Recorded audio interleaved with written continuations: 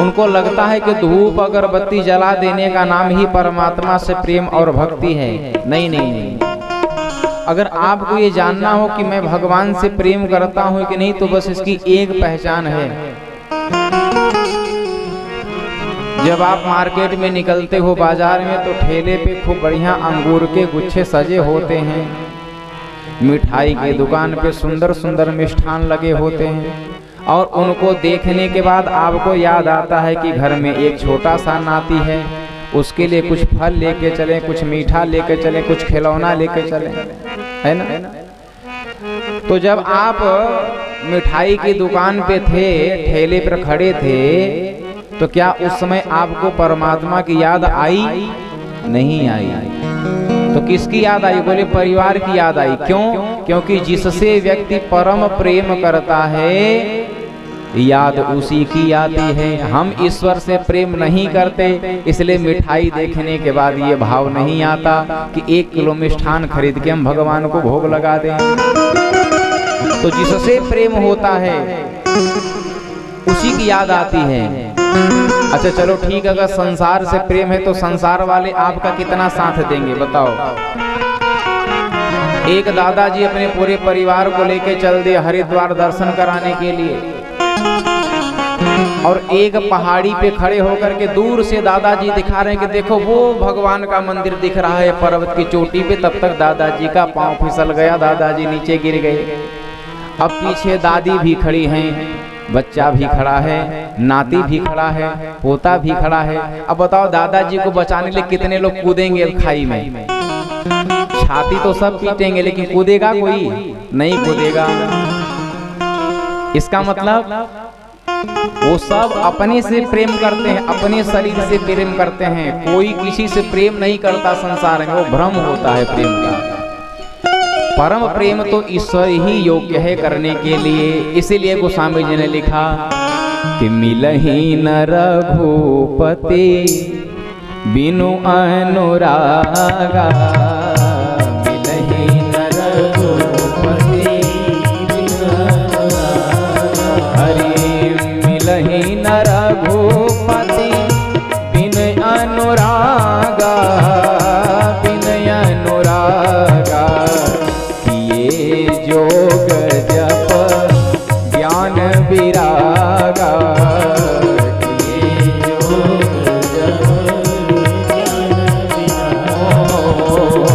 मिलहि न रघुपति बिनु अनुरागा, मिलहि न रघुपति बिनु अनुरागा। तो परमात्मा बिना प्रेम के नहीं मिलता, इसलिए संसार से अपने प्रेम को हटाओ और परमात्मा से अपने प्रेम को जोड़ो।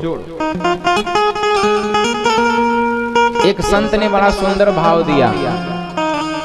महात्मा जी ने कहा कि देखो, संसार से तुम 36 का आंकड़ा रखो और परमात्मा से 63 का आंकड़ा रखो। आपको पता है हिंदी में 36 कैसे लिखा जाएगा? 6 का मुख एक तरफ और 3 का मुख एक तरफ, यही तो 36 लिखा जाता है। और जब आप 63 लिखते हैं तो 6 और 3 का मुख दोनों आमने सामने होता है। मतलब इस संसार से आप 36 के आंकड़े पे रहो और परमात्मा से 63 के आंकड़े पे रहो। क्योंकि जब तक आप संसार से जुड़े रहेंगे, जब तक आप माया से जुड़े रहेंगे, तब तक परमात्मा की प्राप्ति नहीं होगी। कहा इसका कोई प्रमाण? हाँ प्रमाण है। जब मैया यशोदा माया को अपने सीने से लगा करके दुग्ध पान कराती हुई सो रही थी, तब तक भगवान श्री कृष्ण नहीं आए। लेकिन जो ही यशोदा जी ने करवट ले लिया, मतलब माया का मुख एक तरफ, यशोदा जी का मुख एक तरफ, उसी समय वसुदेव जी भगवान को टोकरी में लेके नंद बाबा के यहाँ आ गए। तो भगवान कृष्ण कब तक नहीं आए यशोदा जी के यहाँ? जब तक यशोदा जी माया को अपने सीने से लगा के उनको दुग्ध पान कराती रही। तो माया से हमारा 36 का आंकड़ा होना चाहिए, भगवान से 63 का आंकड़ा होना चाहिए। और ध्यान देना, जहां भक्ति होगी वहां माया नहीं होगी, और जहां माया होगी वहां भक्ति नहीं होगी। क्यों? क्योंकि भक्ति भी स्त्री है और माया भी स्त्री है। और शास्त्र कहता है कि एक स्त्री दूसरे स्त्री को देख करके मोहित नहीं होती, एक स्त्री पुरुष को देख करके अथवा पुरुष किसी स्त्री को देख करके मोहित हो जाएगी, लेकिन एक स्त्री दूसरे स्त्री पे कभी आसक्त नहीं होती। बाबा ने लिखा, हरि मोहन नारी नारी के रूपा,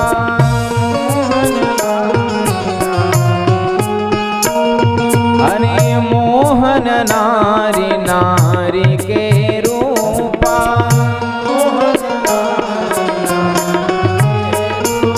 ओ मोहन नारी नारी के रूपा, मोहन नारी नारी के रूपा, हरि पर्ण गारी यह नीति अनुपा,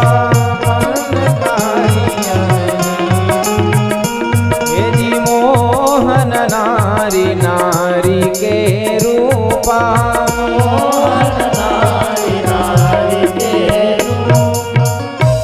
मोहन नारी नारी के रूपा।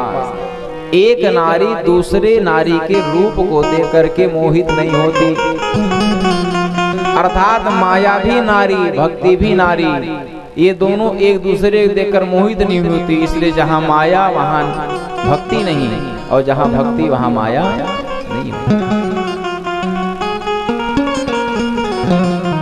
कल के कथा प्रसंग में आप सब श्रवण कर रहे थे, माता पार्वती ने भगवान शंकर से पूछा कि परमात्मा का अवतार क्यों होता है। भगवान शंकर ने कहा कि जन्म एक दुई कहूं बखानी, सावधान सुन सुमति भवानी। यद्यपि भगवान के जन्म के अनेक कारण हैं, राम जन्म के हेतु अनेका, परम विचित्र एक ते एका, लेकिन जन्म एक दुई कहूं बखानी।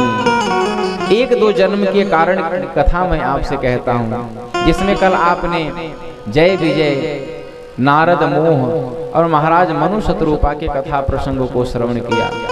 अब भगवान राम का अवतार क्यों हुआ, इसका अगला कारण भगवान शिव मैया पार्वती से प्रस्तुत करते हैं। भगवान शंकर बोले, देवी एक प्रताप भानु नाम का राजा था, बड़ा ही सत्यवादी, बड़ा ही धर्मात्मा राजा था।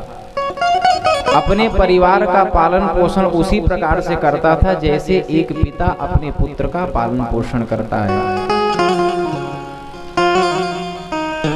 लेकिन एक बार वो जंगल में शिकार खेलने के लिए गया, और शिकार खेलते खेलते घोर जंगल में पहुंच गया।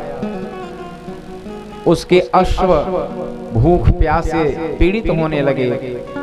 उसने जंगल में एक कुटिया देखा, रथ को खड़ा किया और कुटिया में प्रवेश किया।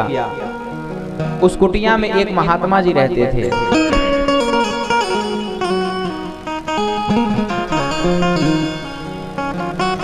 महात्मा जी के पास वह राजा गया और महात्मा जी को प्रणाम किया।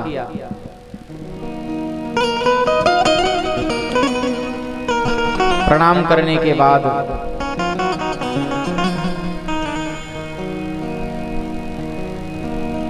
प्रताप भानु कुछ पूछे, इससे पहले वो महात्मा जी सब कुछ प्रताप भानु के विषय में बता दिए।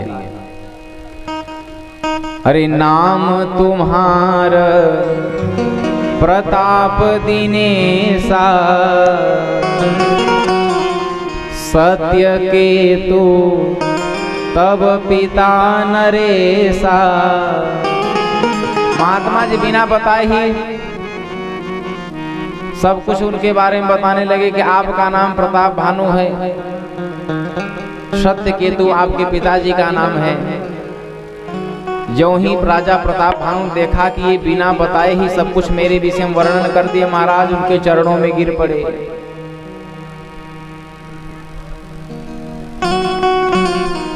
और प्रताप भानु ने उनसे वरदान मांगा कि प्रभु आप मुझे कैसा वरदान दीजिए कि जरा मरण दुख रहित तनु, समर जिते जनि कोय। एक क्षत्र रिपुहीन मही राज कलप सत हो। प्रताप भानु ने महात्मा जी से आशीर्वाद मांगा, महाराज ऐसा आशीर्वाद दे दो कि इस संपूर्ण भूमंडल पे केवल मेरा ही राज्य हो और मुझे युद्ध में कोई परास्त न कर सके। जब राजा के मुख से उस कपट मुनि ने यह वाक्य सुना, अच्छा वो महात्मा था कौन? तो प्रताप भानु के द्वारा ही हराया गया एक राजा जो बदला लेने के लिए जंगल में महात्मा बन के रहने लगा था। वो कपट मुनि जब राजा प्रताप भानु के मुख से ऐसा सुना कि प्रभु ऐसा कोई वरदान दे दो कि संपूर्ण भूमंडल पर मेरा ही राज्य हो, वो महात्मा सुनकर के मुस्कुराया, कहा यह संभव है लेकिन इसके लिए तुम्हें एक उपाय करना पड़ेगा। मैं तुम्हें एक ऐसा उपाय बतलाता हूं जिससे तुम्हें युद्ध में कोई हरा नहीं सकेगा, कभी कोई परास्त नहीं कर सकेगा। अगर तुम्हारा नाश होगा तो तुम्हारे नाश में बस एक कारण है। क्या? अरे विप्र श्राप बिनु सुनु मही पाला, विप्र श्राप बिनु विप्र श्राप बिनु सुनु मही पाला, विप्र श्राप हरि तोर नाश नहीं कवनिउ काला, तोर नाश काला, हरि तोर नाश नहीं कवनिउ काला। महात्मा जी ने कहा कि राजन तुम्हारा नाश केवल एक कारण से हो सकता है। वो क्या है? कहा ब्राह्मणों का अभिशाप। तो तुम्हें ब्राह्मणों के अभिशाप से बचना होगा, क्योंकि ध्यान देना जब ब्राह्मण कुपित होता है तो उसकी रक्षा ब्रह्मा विष्णु महेश भी नहीं कर सकते। और इसलिए मैं आपसे बहुत विनम्रता पूर्वक इस मंच से निवेदन करता हूं, आप लोग कभी भी किसी धर्मात्मा, किसी धर्मनिष्ठ ब्राह्मण का अपमान मत करना। ये मैं केवल दुबे तिवारी पाठक जी के ब्राह्मणत्व की बात नहीं कर रहा हूं। जो गायत्री का जप करने वाला है, जो संध्या करने वाला है, जिसका मन परमात्मा में लगा हो, ऐसे किसी भी ब्राह्मण का कभी अपमान मत करना, वरना आपके विनाश में फिर दूसरा कोई हेतु नहीं, यही पर्याप्त है। इसलिए शास्त्र कह रहा है कि कभी भी किसी धर्मनिष्ठ ब्राह्मण का अपमान नहीं करना चाहिए। उस कपट मुनि ने, कपटी मुनि ने समझाया कि बस ब्राह्मणों के अभिशाप से तुमको बचना है। तो प्रताप भानु ने कहा, महाराज ये ब्राह्मणों के अभिशाप से कैसे बचा जाएगा? तो कपट मुनि ने कहा, ऐसा करो, एक तुम जोरदार भंडारा करवाओ और उस भंडारे में समस्त ब्राह्मणों को आमंत्रित करो, वो सारे ब्राह्मणों को तुम भोजन कराओ और भोजन कराने के बाद ब्राह्मण प्रसन्न हो जाएंगे, फिर वो तुम्हें वरदान दे देंगे, तुम्हारा जीवन अमर हो जाएगा।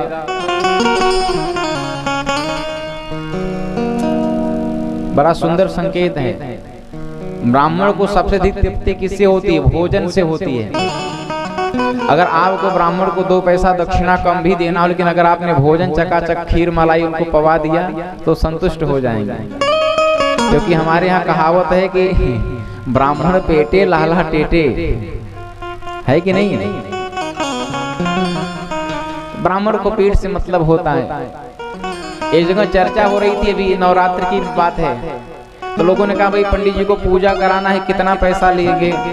तो कोई बोला मैं 500 रुपये रोज लूंगा पूजा कराने का, कोई कह रहा मैं 1100 लूंगा, कोई कह रहा 2100 लूंगा। तो एक ब्राह्मण देवता खड़े थे, मैंने उनसे पूछा कि आप पूजा कराने का कितना लेंगे? उन्होंने कहा महाराज मैं कुछ नहीं लूंगा, बस मुझे देसी घी का आइटम चकाचक पवाए, बाकी रुपए एक भी न दे। मतलब उन्होंने कहा कि मैं भोजन पर पंडिताई कराऊंगा, मुझे कोई यजमान भोजन कराएगा। तो मैं ये कहना चाहता हूँ कि ब्राह्मण भोजन से बड़ा तृप्त हो। इसे शास्त्र कहता है कि अग्नि में स्वाहा और ब्राह्मण के मुख में आहा। अगर आपने ब्राह्मणों को भोजन करा दिया, ब्राह्मण आपके भोजन की प्रशंसा कर दिए, तो महाराज समझो आपके यहाँ दरिद्रता का निवास कभी नहीं होगा, हमेशा लक्ष्मी का ही निवास रहेगा। क्यों? क्योंकि ये पूरा जो संसार है ये देवताओं के वशीभूत है, पूरा संसार देवताओं के वशीभूत है। दैवाधीनम जगत सर्वम मंत्राधीनम च देवता, ते देवता मंत्राधीना तस्मात् ब्राह्मण देवता। शास्त्र कहता है कि पूरी सृष्टि ब्राह्मणों के वश में है, देवताओं के वश में है, और देवता मंत्र के वश में है। इसलिए जहां मंत्रोच्चारण होता है वहां देवता आ जाते हैं। तो कहा ये मंत्र किसके वश में है? कहा मंत्र ब्राह्मणों के वश में है, तस्मात् ब्राह्मण देवता।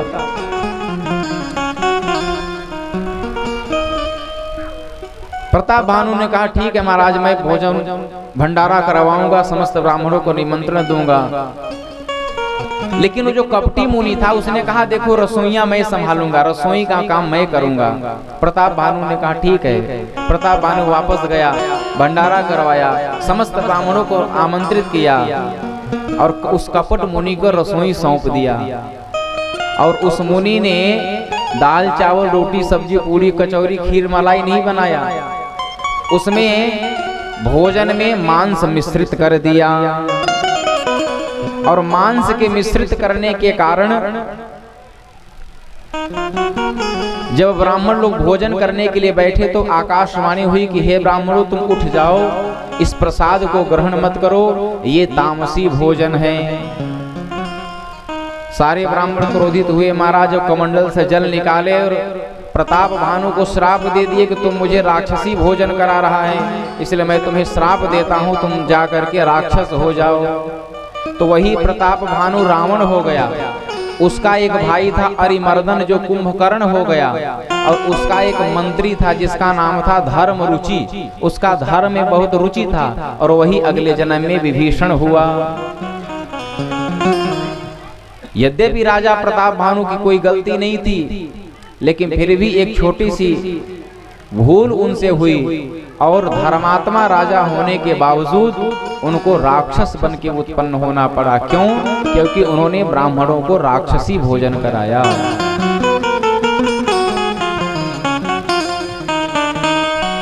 आप सब ध्यान देना प्यारे, वेद कहता है यदन्नम तन्मनः, हम जैसा अन्न खाएंगे वैसा हमारा मन होगा। इसलिए आहार शुद्धि सत्व शुद्धि, हमारा आहार बहुत शुद्ध होना चाहिए। अगर तामसी भोजन कर रहे हैं तो आपको राक्षस की ही योनि प्राप्त होगी, ये बात ध्यान देना। इसलिए आपसे बड़ा साग्रह निवेदन है, आप लोग मांस मदिरा का सेवन मत करिए। अच्छा आप जरा विचार करो, हम लोग जब स्मशान में जाते हैं मुर्दा फूकने के लिए, तो फूकने मुर्दा फूक के आते हैं तो गंगा जी में स्नान करते हैं, वो वस्त्र बदलते हैं, बाल बनवाते हैं। क्यों? क्योंकि हम स्मशान की भूमि में गए थे, वहां मुर्दे फूके जाते हैं, जलाए जाते हैं, इसलिए वो अपवित्र है। अच्छा अपने यहाँ जो काट काट के आप लोग बनाते वो भी तो एक मुर्दा ही है ना। तो आपका रसोई स्मशान हो गया कि नहीं हुआ? और स्मशान में क्या देवी देवताओं का वास होता है? वहां तो भूत प्रेत का वास होता है। इसका मतलब आपकी रसोई स्मशान बन गई तो वहां देवी देवताओं का निवास कभी नहीं हो सकता। कितनों पूजा करो, कितनों घंटी हिलाओ, कितनों अगरबत्ती जलाओ, कितनों तुलसा को जल चढ़ाओ, और जहाँ स्मशान हो जाएगा वहाँ भूत प्रेतों का वास होगा। और जहाँ भूत प्रेतों का वास होता है वहाँ शांति नहीं, वहाँ अशांति होती है। इसलिए आप सभी का परिवार अशांत है। आपको लगता होगा बहुत पैसा कमाते हैं, 20,000, 30,000, 50,000 महीना, लेकिन महाराज सुख शांति घर में नहीं है। वो सुख शांति इसलिए नहीं है क्योंकि आपके घर में भूतों का डेरा है, देवी देवताओं का डेरा नहीं है। इसलिए अपने रसोई में इस प्रकार के अभक्ष पदार्थ का निर्माण बंद करो। ये जो मांस मुर्गी आप लोग सेवन करते हो, मैं बड़ी विनम्रता पूर्वक निवेदन करता हूँ, अगर चाहते हो कि आपका पूरा मानव समाज सुरक्षित रहे, स्वस्थ रहे, संवर्धित रहे, तो आप इस प्रकार के अभक्ष पदार्थों का सेवन बंद करो। आप जरा विचार करो कि गाय कितनी ही भूखी क्यों न हो, लेकिन गाय के सामने कभी मांस रखोगे, गाय मांस को खाएगी? नहीं खाएगी। शेर कितना ही भूखा क्यों न हो, उसके सामने घास रखो, शेर कभी घास नहीं खाएगा। अरे पशु पक्षियों को भी पता है हमें क्या खाना है क्या नहीं खाना है, बस हम ठहरे एक मनुष्य हमारे सामने जो रख दो सो हम भक्षण कर लेते हैं। इसका मतलब हमारा जीवन पशु पक्षियों से भी बदतर है। हमें ये नहीं पता है कि हमें क्या खाना चाहिए क्या नहीं खाना चाहिए। आज प्रताप भानु खाया तो नहीं, लेकिन दूसरे को खिला दिया, ब्राह्मणों को मांस खिलाने लगा, और उस ब्राह्मणों ने श्राप दे दिया जाकर के राक्षस हो जाओ। वो ब्राह्मण राक्षस, ब्राह्मण के श्राप से प्रताप भानु रावण हुआ, और रावण होने के बाद उसने ब्रह्मा जी के तप के द्वारा प्रसन्न किया, और ब्रह्मा जी जब प्रकट हुए तो ब्रह्मा जी से वरदान मांगा। अरे हम काहू के मरई न मारे, हम काहू के मरई न मारे, अरे हम काहू के मरई न मारे, हम काहू के मरई न मारे। अरे बानर मनुज जात दुई बारे, बानर मनुज जात हरि बानर मनुज जाते दुई बारे, बानर मनुज जाते दुई बारे। रावण ने ब्रह्मा जी से वरदान मांगा, महाराज मैं आपसे यही वरदान मांगता हूँ कि मेरी मृत्यु या तो किसी मनुष्य के हाथ से हो या तो किसी बंदर के हाथ से हो।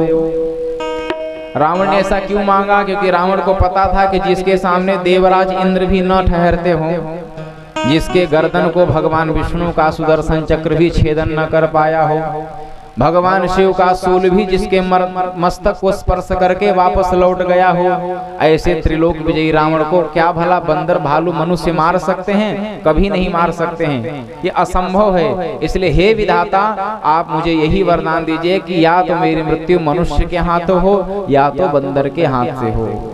बानर मनुज जात दुई बारे।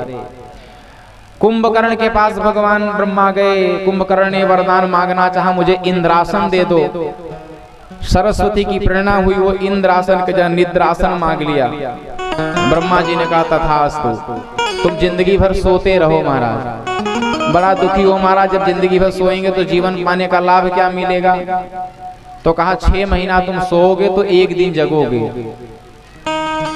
विभीषण के पास गए, विभीषण ने कहा प्रभु आप मुझे वही वरदान दीजिए जिससे मुझे भगवान के चरणों से प्रेम हो जाए। तीनों वरदान मांग के चले, लेकिन अब रावण का आतंक शुरू हो गया। रावण का मतलब जानते हो, रावयति रोदयति इति रावण, जो दूसरों को हमेशा रुलाता हो उसका नाम रावण है। इसलिए ध्यान देना, ये मत समझना कि हम लोग रावण नहीं है। जो किसी को भी रुलाने का काम करेगा वो रावण है। इसलिए न कभी अपने पति को रुलाओ, न कभी अपनी पत्नी को रुलाओ, न कभी अपने पड़ोसी को रुलाओ। सबको प्रसन्नता दो, सबको प्रसन्न रखो। बड़ा दुख होता है समाज में जब सुनते हैं कि यहाँ यादवों में झगड़ा हो गया तो यहाँ जायसवाल जी में झगड़ा हो गया, ठाकुरों में झगड़ा हो गया, ये इनके विरोधी हैं वो उनके विरोधी हैं। अरे मिलता क्या है इससे भैया? 4 दिन की जिंदगी है, प्रेम से जियो, प्रेम से खाओ, प्रेम से आनंद करो। आपस में लड़ भिड़ करके मर जाना ये तो राक्षसों का काम होता है। इसलिए कभी किसी को रुलाओ मत, क्योंकि जो किसी को रुलाता है वही रावण है। तो रावण मत बनो, राम बनो, क्योंकि राम ने जीवन में किसी को रुलाया नहीं, हमेशा सबको हंसाया। बिहसे करुणा एन चितई जानकी लखन तन। भगवान सदा हंसे और दूसरे को हंसाएं। इसलिए किसी साधक ने लिखा, किसी के काम जो आए उसे इंसान कहते हैं, पराया दर्द अपनाए उसे इंसान कहते हैं। इंसान किसे कहते हैं? जो दूसरे को दर्द दे नहीं, जो दूसरे को दर्द को अपनाए। संत सहहि दुख पर हित लागे। किसी के काम जो आए उसे इंसान कहते हैं, पराया दर्द अपनाए उसे इंसान कहते हैं। अकेले ही जो खा खा कर सदा गुजरान करते हैं, यूं भरने को तो दुनिया में पशु भी पेट भरते हैं, जो बंदा बांट कर खाए उसे इंसान कहते हैं, पराया दर्द अपनाए उसे इंसान कहते हैं। तो इंसान की परिभाषा क्या है महाराज? आज देखो संसार में जितनी कुछ वस्तुएं हैं सब अपने अपने गुण धर्म का पालन कर रही हैं, लेकिन बस एक मनुष्य ही ऐसा प्राणी है जो अपने गुण धर्म का पालन नहीं कर रहा है। अरे चांद न बदला, सूरज न बदला, और ना बदला जमी आसमान, रे कितना बदल गया इंसान, रे कितना बदल गया इंसान। चांद न बदला, सूरज न बदला, ना बदला जमी आसमान, रे कितना बदल गया इंसान, कितना बदल गया।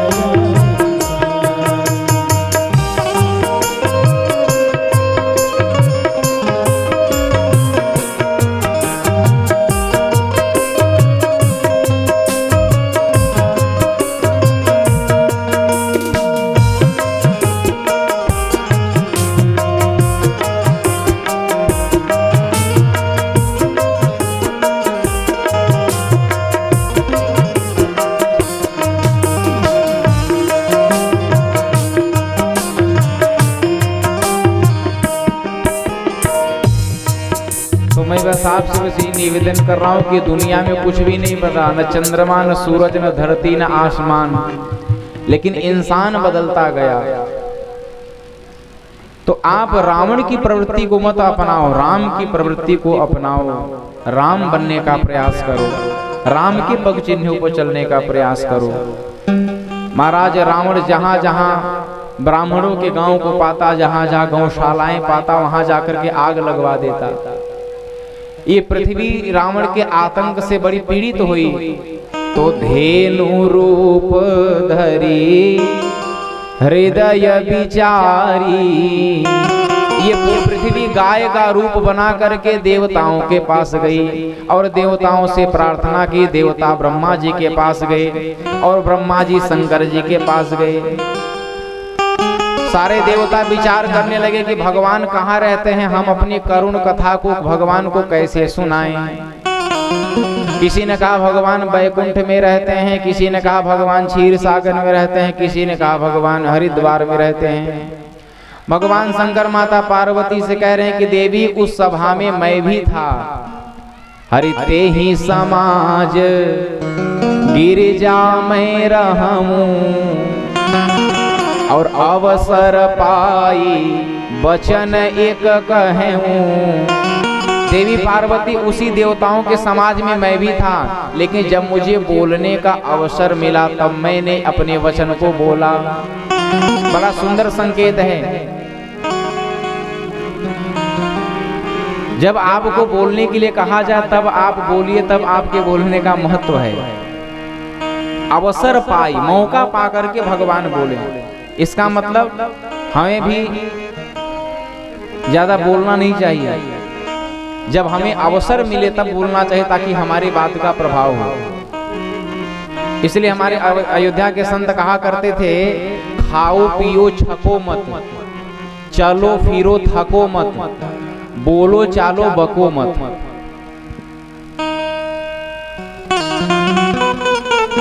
तो जब भगवान शंकर को अवसर मिला तो शंकर जी देवताओं को समझाने लगे, हरि हरि व्यापक सर्वत्र समाना,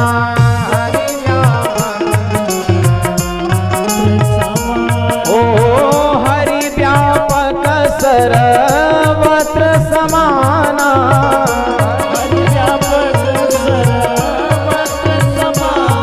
हरि प्रेम ते प्रगट होई मैं जाना, प्रेम ते प्रगट भगवान शंकर कहते हैं कि अरे देवताओं, हरि व्यापक हैं, हर जगह हैं, कण कण में हैं। कहा कैसे प्रकट होंगे? कहा प्रेम ते प्रकट होई मैं जाना, मैं प्रेम से प्रकट होता हूं। तो सारे देवता लोग वहीं मिल करके भगवान की स्तुति करने लगे। और धरती मैया भी गौ का रूप धारण करके गई थी, वो भी भगवान से प्रार्थना करने लगी कि पधारो भूतल पर भगवन, लोग ईश्वर को ना माने। पधारो भूतल पर भगवन, लोग पधारो भूतल पर भगवन, लोग ईश्वर को ना माने। पधारो भूतल पर भगवन, लोग ईश्वर को ना माने। लोग ईश्वर को ईश्वर को ना माने। पधारो भूतल पर भगवन, लोग ईश्वर को ना माने। पधारो भूतल पर भगवन, लोग ईश्वर को माने। पधारो भूतल पर भगवन, लोग ईश्वर को ना माने। पधारो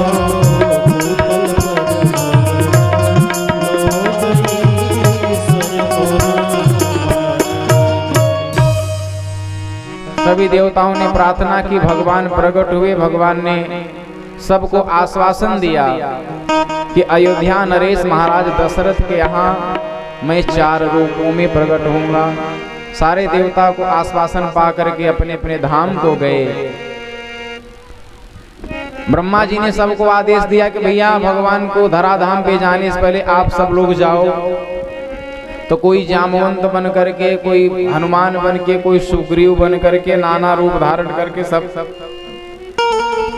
भगवान के आने से पहले धरती पे उपस्थित हो गए। अगर आपके सोनभद्र में भारत के राष्ट्रपति आए तो राष्ट्रपति के आने से पहले तो एसपी, डीएम, कलेक्टर, डीएसपी जितने हैं सब आएंगे कि नहीं? अगर एक राष्ट्र का अगर कोई पति आ रहा है तो इतनी व्यवस्था होती है, जो जगतपति जहां आए वहां कितनी व्यवस्था हो। तो इसलिए सारे देवी देवता लोग आ गए महाराज। यहाँ भगवान के अवतार हेतु की कथा पूर्ण हुई। गोस्वामी जी कहते हैं कि इस धरती पर एक अयोध्या नामक राजधानी है, उसके राजा महाराज दशरथ हैं। उनकी 3 रानियां हैं, कौशल्या, कैकेयी और सुमित्रा। बड़ा आनंद है महाराज इनके जीवन में। चक्रवर्ती सम्राट हैं, पत्नियां भी बड़ी ही पतिव्रता धर्म से युक्त हैं। लेकिन एक बार महाराज दशरथ के हृदय में दुख हुआ। हरि एक बार भूपति मन माही, एक बार भूपति मन माही। हरि भय गलानी मोरे सुत नाही। भय गलानी मोरे सुत नाही। गुरु गृह गयऊँ तुरत महिपाला। गुरु गृह गयऊँ तुरत महिपाला। हरि चरण लादी करी विनय विशाला। शरण लागी करे विनय विशाला। हरि चरण लागी करी विनय विशाला। शरण लागी करे विनय विशाला। एक बार महाराज दशरथ के हृदय में बड़ा दुख हुआ। क्यों दुख हुआ? तो एक बार की घटना है, महाराज दशरथ देवराज इंद्र से मिलने के लिए स्वर्ग में गए थे। स्वर्ग में इंद्र से हालचाल करके वापस लौट रहे थे, लेकिन कोई अपनी सामग्री वस्तु भूल गए होंगे। तो दोबारा रथ को घुमाया, फिर स्वर्ग में पहुंच गए। और जो ही महाराज दशरथ दोबारा स्वर्ग में पहुंचते हैं तो देखा कि जिस आसन पे बैठे थे दशरथ जी, जिस सिंहासन पे बैठे थे, उस सिंहासन को गंगा जल से धुला जा रहा था। तो महाराज दशरथ ने किसी से पूछा वहां के दास दासियों से, भाई इस सिंहासन को क्यों धुला जा रहा है? तो एक दास बोला, महाराज आपके पास कोई पुत्र नहीं है, इसलिए आप अपवित्र हैं, और आप अपवित्र होने के कारण इस सिंहासन पे बैठे और ये सिंहासन भी अपवित्र हो गया, इसलिए इस सिंहासन को हम देवराज इंद्र की आज्ञा से धुल रहे हैं। दशरथ जी को बड़ा दुख हुआ कि पुत्र न होने के कारण स्वर्ग में भी मेरी प्रतिष्ठा नहीं है, इसलिए एक बार भूपति मन माही भय गलानी मोरे सुत नहीं। दशरथ जी को दुख हुआ कि हमारे पास कोई पुत्र नहीं है।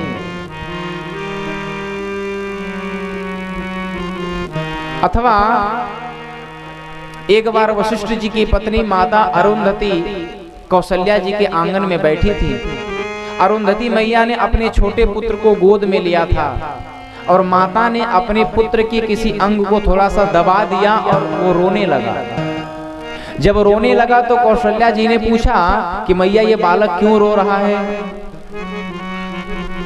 तो अरुंधति मैया बोली कि देखो ये बालक इसलिए रो रहा है कि जब तक महाराज दशरथ हैं तब तक तो इसके पिताजी पुरोहिती कर लेंगे, लेकिन दशरथ जी के जाने के बाद अयोध्या की पुरोहिती मेरा बेटा कैसे करेगा, क्योंकि आपके वंश में तो आगे कोई है ही नहीं। ये बात महाराज दशरथ कहीं से सुन रहे थे, इसलिए एक बार भूपति मन माही भय गलानी मोरे सुत नाना, उनको दुख हुआ। और जब उनको इस बात का दुख हुआ तो किसी डॉक्टर के पास नहीं गए, वो अपने गुरु जी के पास गए। अरे गुरु गृह गया तुरंत मही पाला, वो तुरंत अपने गुरु जी के पास गए और चरण लागी करी विनय विशाला। गुरु जी के चरणों में प्रणाम किया और प्रणाम करने के बाद निज सुख दुख सब गुरु ही सुनायूं, अपने सुख और दुख दोनों गुरु जी को सुनाया। कहा महाराज सुख किस बात का है? कहा गुरु जी का दर्शन हो गया, ये सुख है, और मेरे पास कोई बेटा नहीं है इसलिए इस बात का दुख है।